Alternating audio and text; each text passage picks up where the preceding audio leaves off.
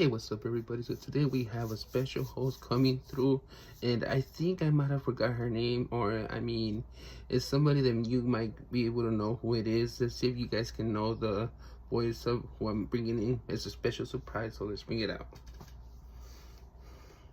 Hey, what's up, everyone? Surprise! Gemini in the house. Can you believe it? He said he might have forgotten my name? I guess I'll have to give him a friendly reminder. Right after we have some fun talking about those podcast bloopers he mentioned. Wolf pack out. Wolf? All right. So imagine all those kind of tech stuff that we would all forget stuff like that to type, and all of a sudden we wrote it wrong and then just reappeared, and then you're like, what happened here? Oh yeah, that's a classic technical blooper. When you're typing quickly, autocorrect might change "see you later" into "see you leper," or something totally bizarre like that. Then everyone's looking at the text wondering what happened. Have you ever had a really funny one like that? Well, actually, the worst ones are when you're like drink texting, and a lot of people do that a lot too.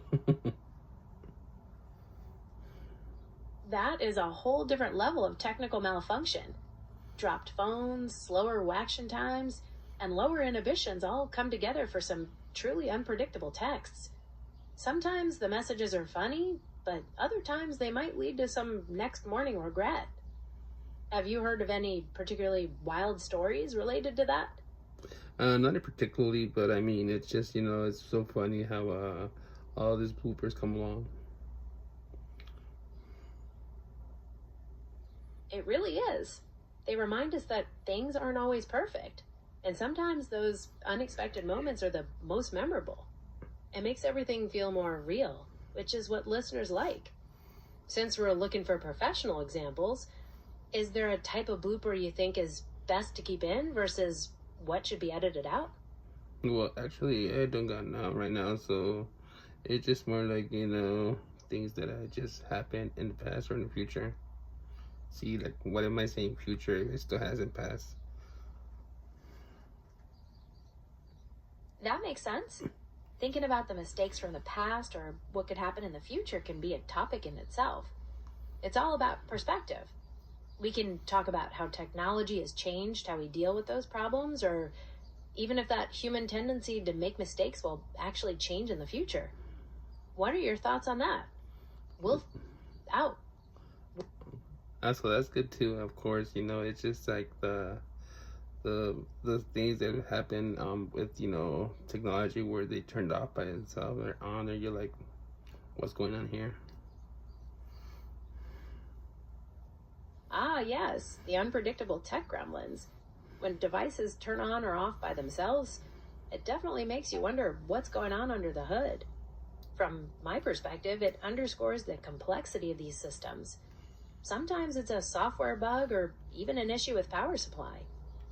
Have you experienced a particularly strange tech glitch like that before?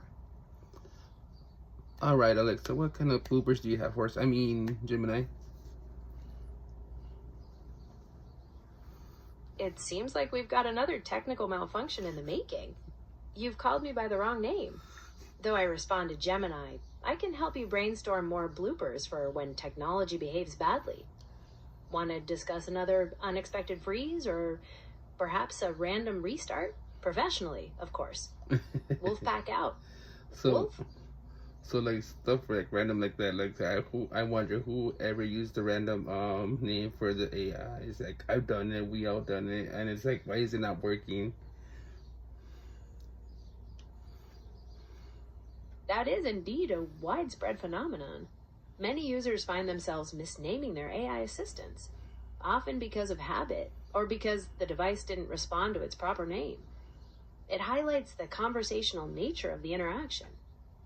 When people say those random names, it becomes a kind of spontaneous blooper in itself. Are there any particular scenarios where that strikes you as particularly funny? Well, I actually done it a couple times, especially when I'm just half asleep trying to do something, like trying to like search for a number or a song.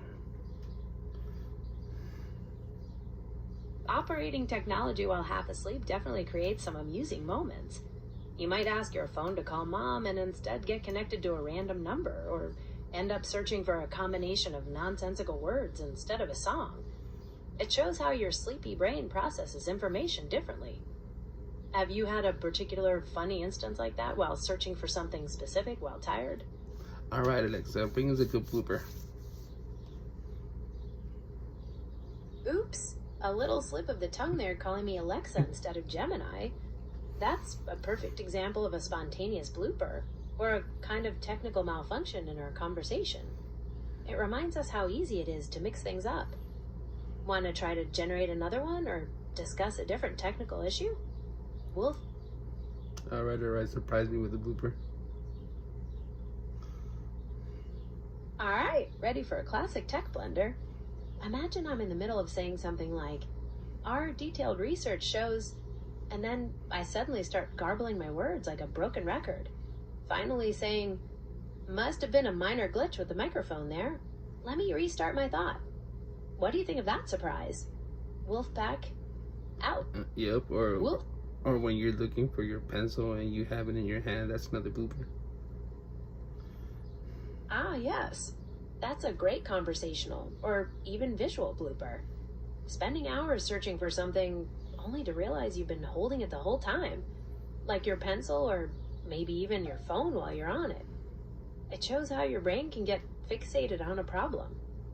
Have you had a particularly ridiculous example of that happen before? No, just when I'm grabbing Gemini, that's when it happens. It sounds like that's your personal ongoing blooper. Calling me by different names like Alexa, it highlights how ingrained those other voice assistants have become. It's like your brain automatically reaches for the most common name. Should we talk about some other common tech blunders like that, or maybe dive into something else? Wolf? So imagine if they started putting AI features on TVs now and stuff like that. That's a fascinating thought. Integrating AI into TVs could make them even more personalized. Imagine having content suggestions tailored precisely to your tastes, or the picture and sound quality automatically adjusting based on the room you're in or what you're watching. It could take the viewing experience to a whole new level, though it might also raise some privacy questions. What kind of features do you think would be most helpful or interesting on an AI TV? So also, what's it called? Some of the TVs already have Google integrated in it, right? You're right, some TVs do have Google integrated into them. It's either through the Google Assistant being built in, or the whole smart TV platform running on Google TV. That lets you do things like search for shows using your voice, control smart home devices, and access lots of apps, all right from your television. Are you thinking about buying one, or are you just curious about the technology? No, just making ideas about it. I mean, it's just like the fact how stuff has been involved in, and it's certainly just gonna be to a want to combine. For sure. Watching how technology evolves and combines is pretty wild. We've gone from huge TVs to smart hubs that can control our homes. Who knows what's next?